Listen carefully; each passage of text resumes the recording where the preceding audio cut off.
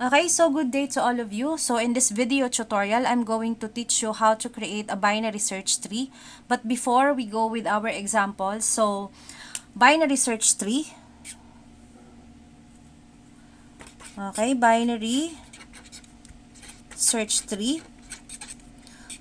So in simplest form, the binary search tree is composed of a parent node. And this parent node can hold a maximum number of 2 child nodes. So, for these 2 child nodes, on the left side, the value of the child node must be less than the parent node, while the value of the child node of the right side should be greater than the parent node.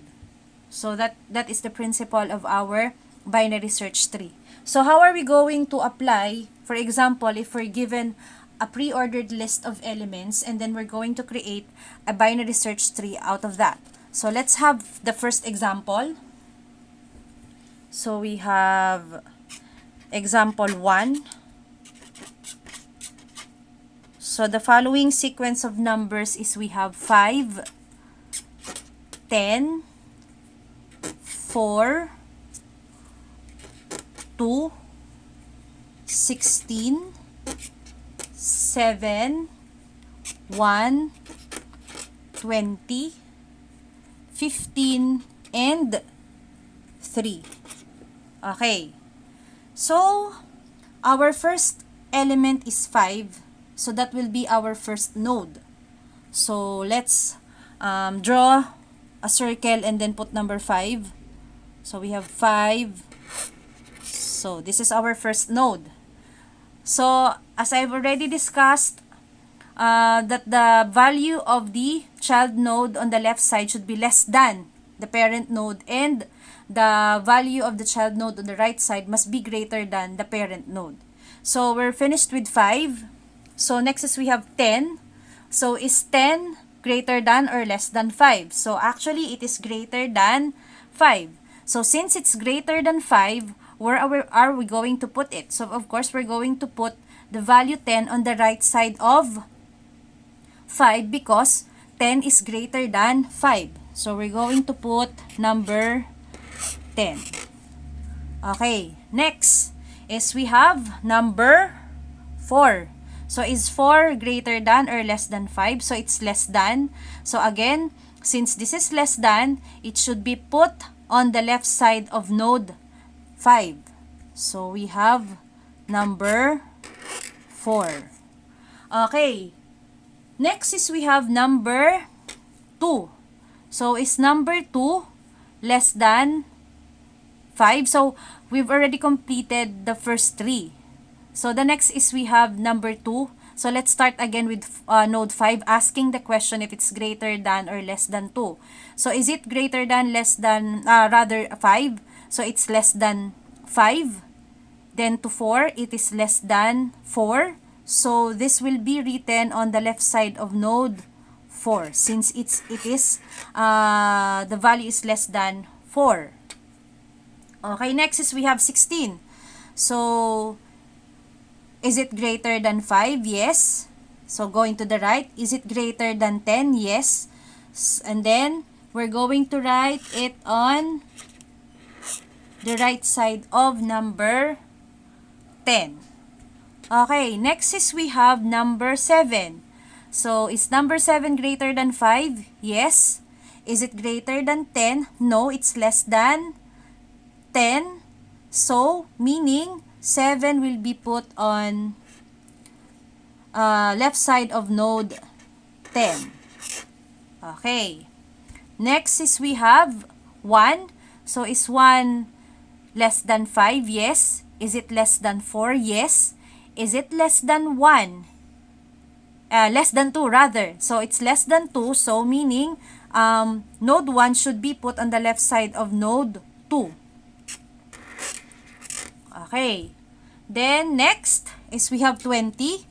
So, is 20 greater than 5? Yes. Greater than 10? Yes. Greater than 16? Yes. So, this will be situated or put on the right side of number or node 16, which is 20.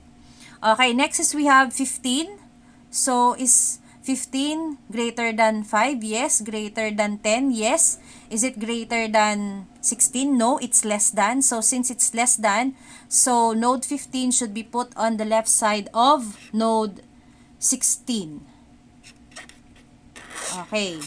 And then last but not the least is we have 3. So, is 3 less than 5? Yes. Is 3 less than 4? Yes.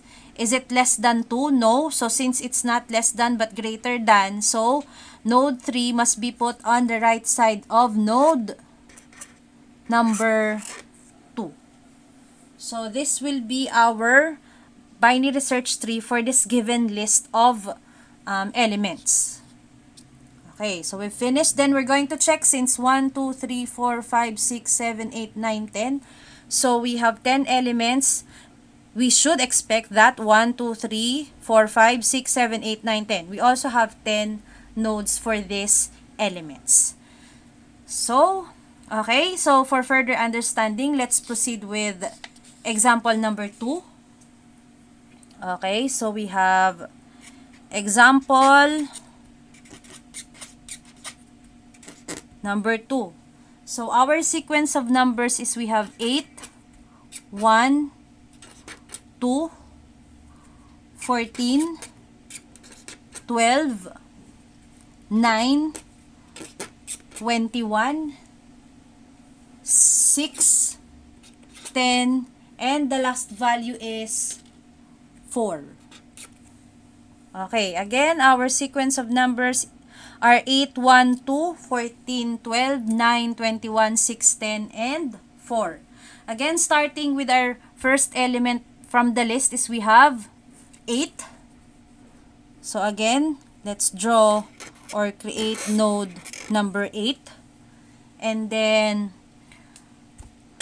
is 1 less than 8? Yes. So it should be put on the left side of node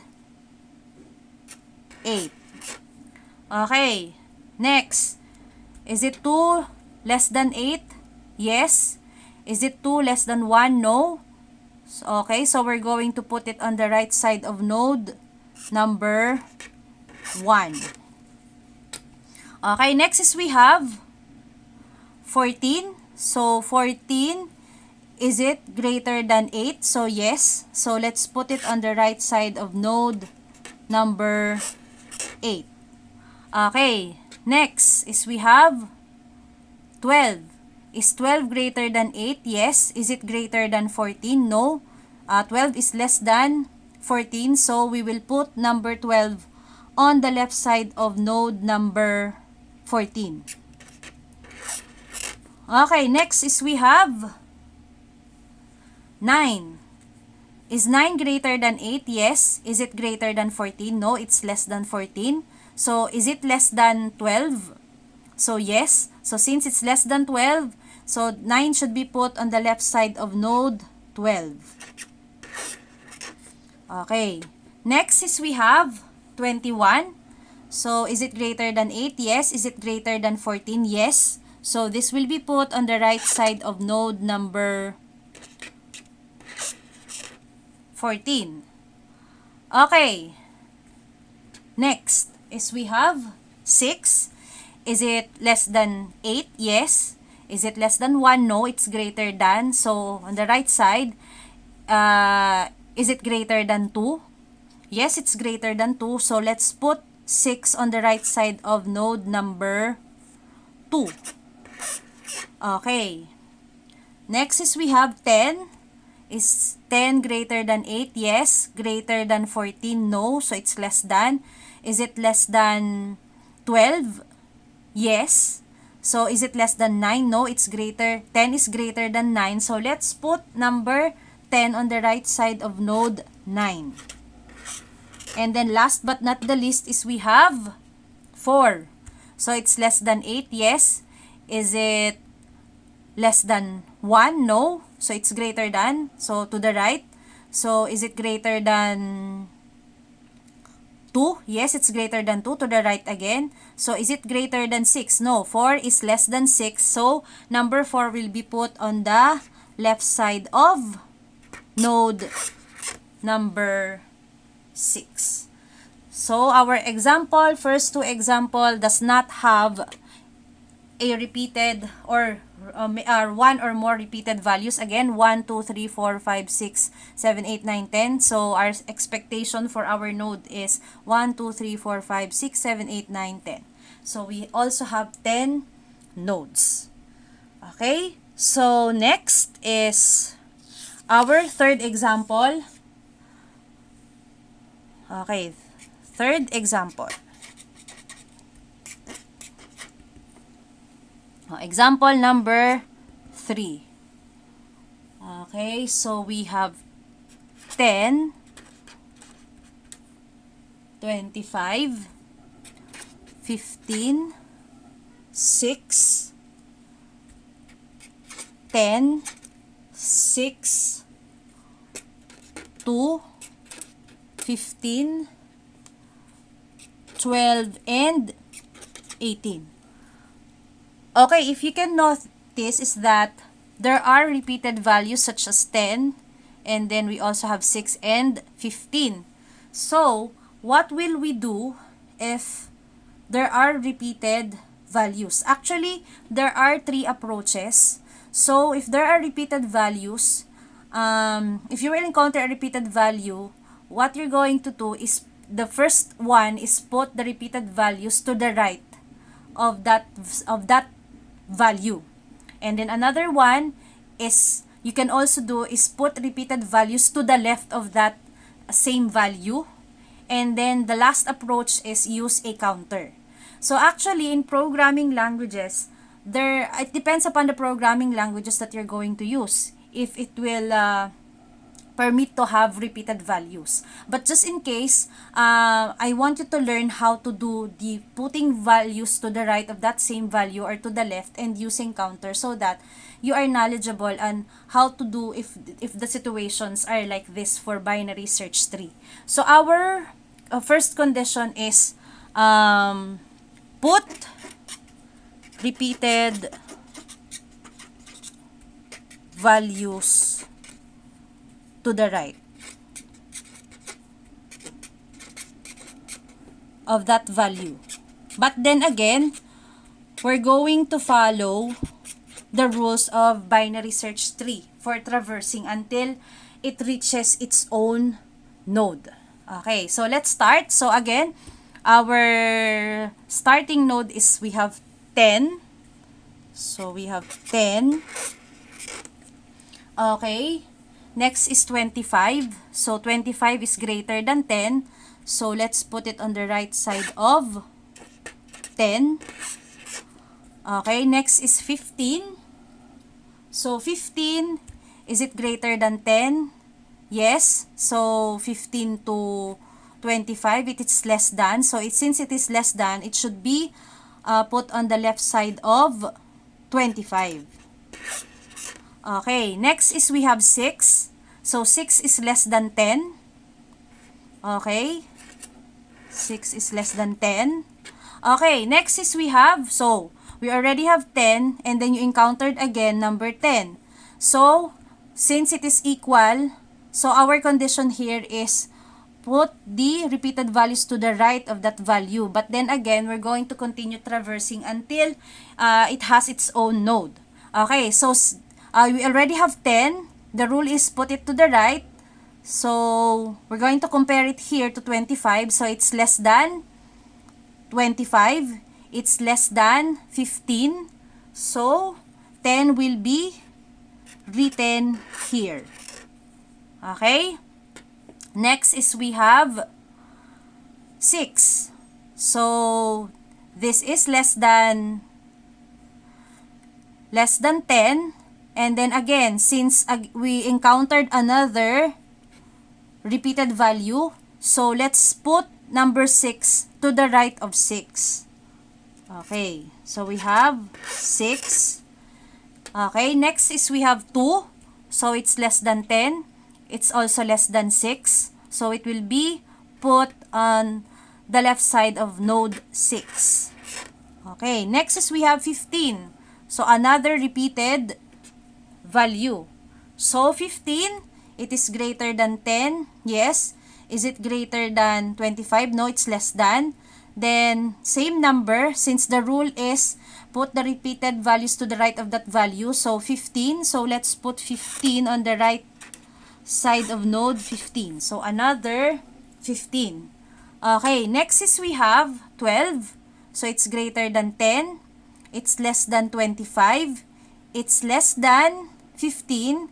It's greater than 10. So, let's put 12 on the right side of node 10.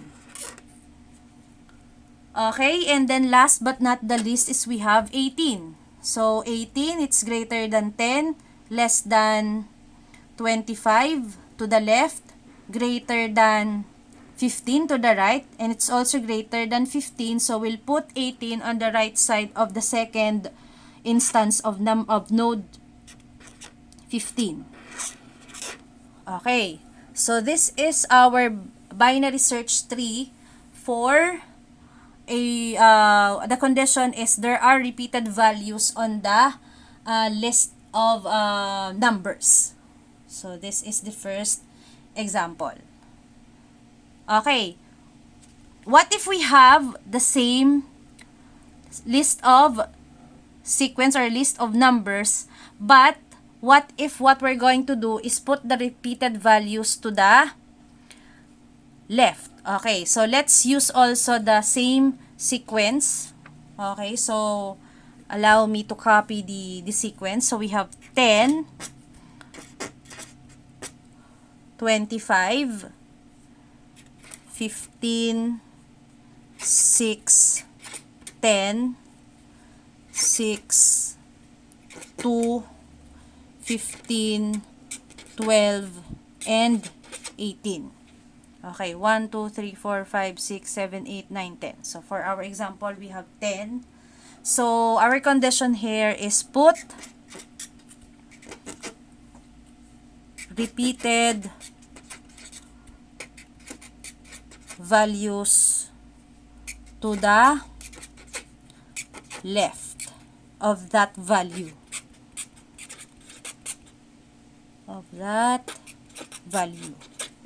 Okay, let's start again with node number 10. Okay, then we have 25 again, greater than 10, so to the right of node 10, 25. Then 15 is greater than 10, it's less than 25, so to the left of 25. Okay, next is we have 6. So 6 is less than 10, so to the left of node number 10. Okay, again, we already have encountered another 10. This is the second 10.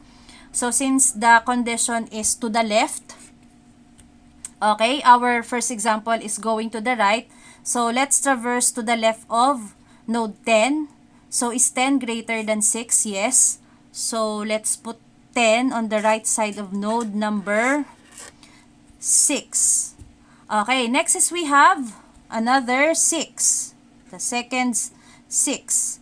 Okay, so is it less than 10? Yes. So it's equal to 6, but then the condition is to the left.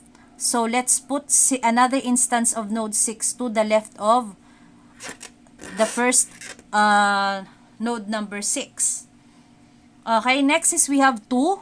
So it is less than 10, it is less than 6, it is less than 6 also. So to the left of node number 6.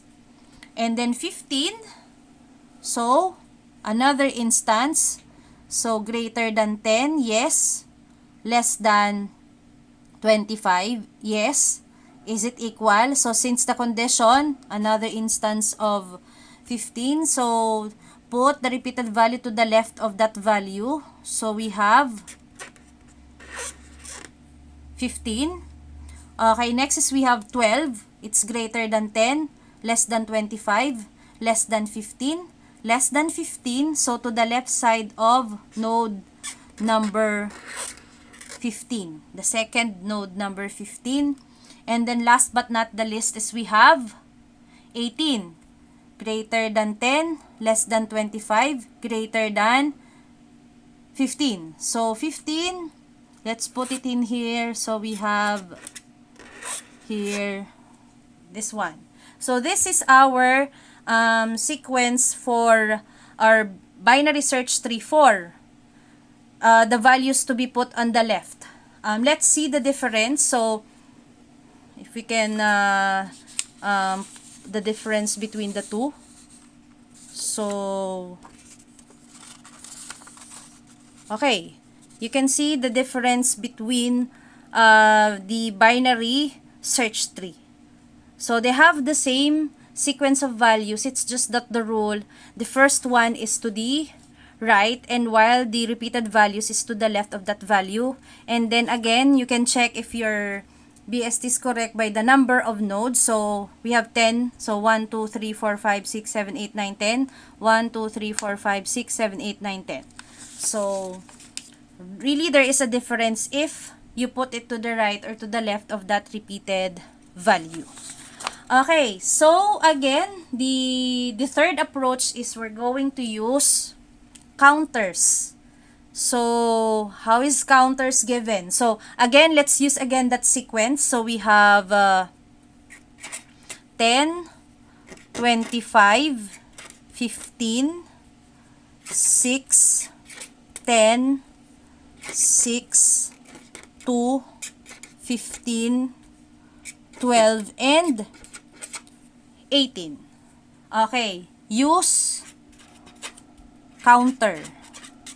Okay, so let's see how can we use counter for binary search tree. So let's start again with 10 since this is the first element. So we have 10. So next is 25. It's greater than 10. So to the right side of node number 10. And then 15, it's greater than 10, but it's less than 25. So left side of node number 25. And then 6. So 6 is less than 10. So definitely it will be placed on the left side of node number 10. Okay. So we've encountered another instance of 10. So unlike the first two examples that we put it to the right or to the left, for this, for using counters, just put, so since this is the second instance of 10, on node 10, you're going to put open and close parenthesis number 2, meaning you already have 2 instances of node 10. Okay? So we're finished with 10. Next is again, we've encountered 6. So just like node 10, since it's already the second instance of node 6, so let's put also number 2. And then we have node 2. So less than 10, less than 6. So on the left side of node number 6. And then 15. So the second instance of node number 15, so greater than 10, less than 25. And then the second node number 15, again, you're going to put number 2, meaning you already have 2, number 15. Okay, next is we have 12, greater than 10, less than 25, less than 15. So to the left side of node number 15. And then last but not the least is we have 18, greater than 10, less than 25, greater than 15. So to the right side of node number 15. So this is our binary search tree if we're going to use a counter.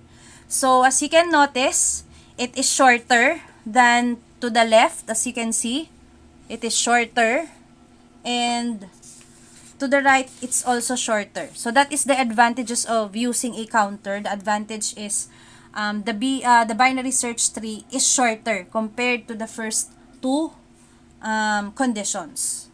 Okay, to further understand, so we have the last example again with a repeated value so that you can fully understand the concept of binary search tree with repeated values. So, another example. So, example number 4. So, our sequence is 6, 13, 17, 2, 6, 10, 25, 2, 13, and 20. Okay. And our condition again, put the repeated values to the right of that value.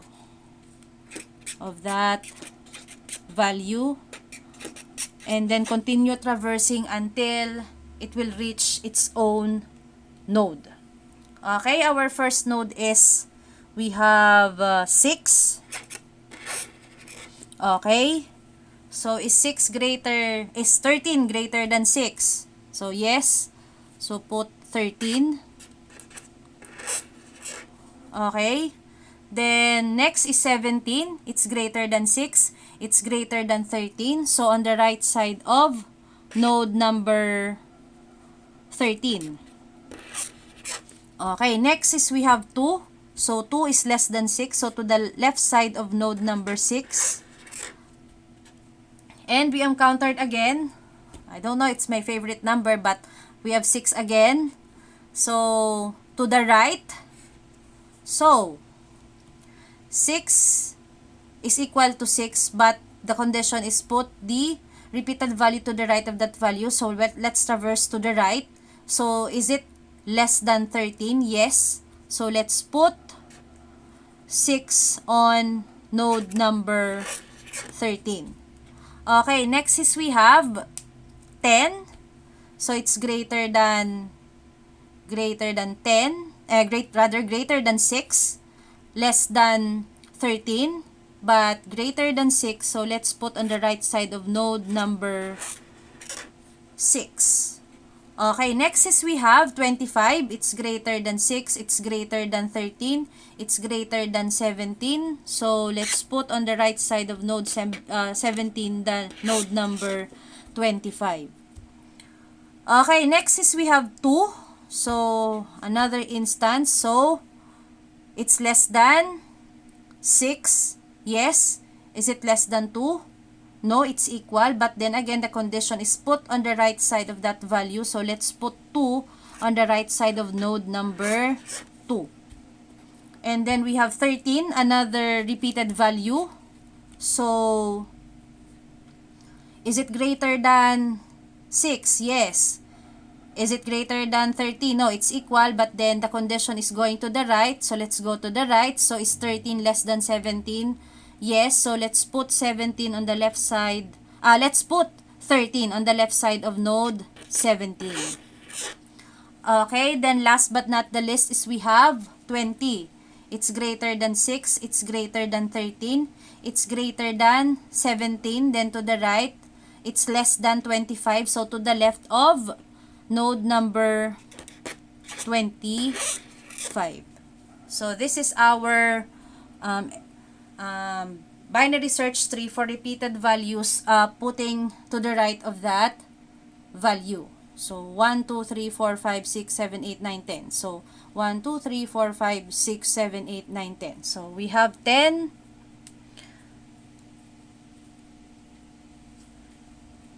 nodes also. Okay. So let's use again this sequence, but we'll put the repeated values to the left. Okay, to the left. Again, let me copy the sequence. So we have 6, 13, 17, 2, 6, 10, 25, 2, 13, and then 20.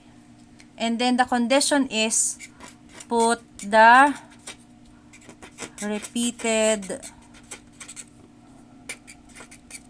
values to the left of that value and continue traversing until it has its own node.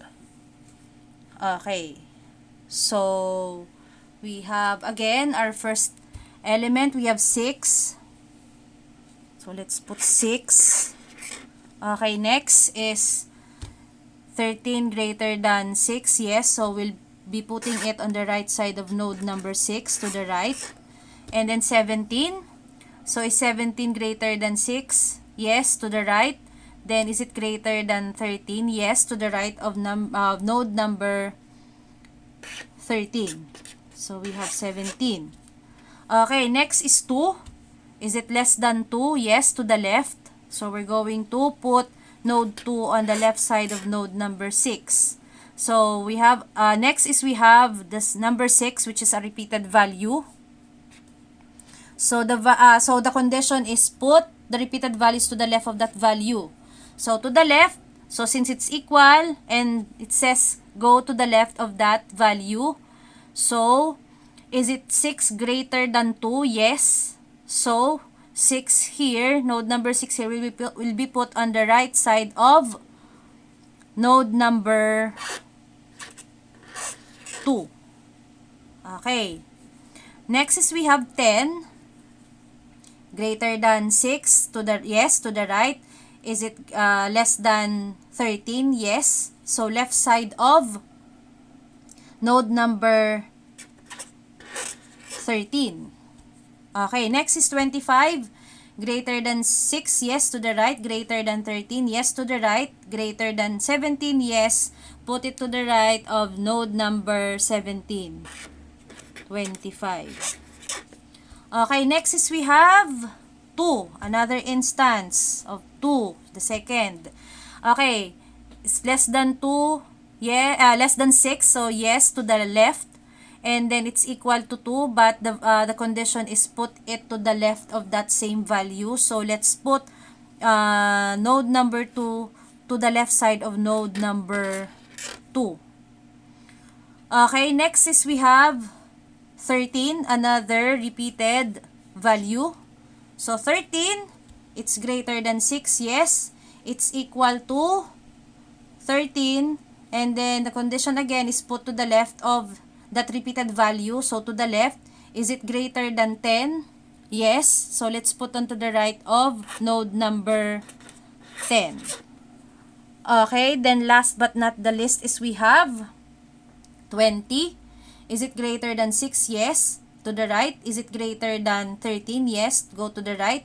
Is it greater than 17? Yes. Go to the right. Is it less than 25? Yes. So, let's go to the left of node number 25, which is 20. So, again, there is difference with regards to putting the repeated values to the left or right of that value. So, let's compare again. Okay. Oh, let's compare. And then, the other previous example that we have. So, it's different. Okay. And then, last one, condition is use counter. So, again, let me copy the sequence. So, we have 6, 13, 17, 2, 6, 10, 25, 2, 13, and 20. So, we're going to use counter. So, let's start with node number 6. Okay, node number 6. So, 13. Is it greater than 6? Yes. So, go to the right of node number 6 with the 13. Okay. 17. Is it greater than 6? Yes. Go to the right. Is it greater than, it's greater than 6? Yes. So, go to the right. Is it greater than 13? So, yes. Then, go to the right of node number 13. Okay, next is we have 2. So, it's less than 6. So, to the left of node number 2. And then, so we have the second instance of node number 6. So, since already the second, let's put number 2. Meaning, we have already 2 repeated values of 6. And then next is we have node 10. Is it greater than 6? Yes, to the right. Is it less than 13? Yes, so to the left of node number 13. Okay, next is we have 25. So 25 greater than 6, yes, so to the right. Greater than 13, yes, to the right. Greater than 17, yes, to the right of node number 17. Okay, next is we have node number 2 or element number 2. It is the second value already, so let's just put 2 beside the node number 2. And then we have 13 again. Second instance of 13. So also let's put number 2 there. And then last but not the least is we have 20. So greater than 6. Yes, to the right. Greater than 13. Yes, to the right. Greater than 17. Yes, to the right. Less than 25. Yes. So put it on the left side of node number 25. So, this is an example. So, what if you have 2 or more repeated values? Of course, you're going to have, for example, you have 4 instances of node 13. So, you're going to put 4. Okay?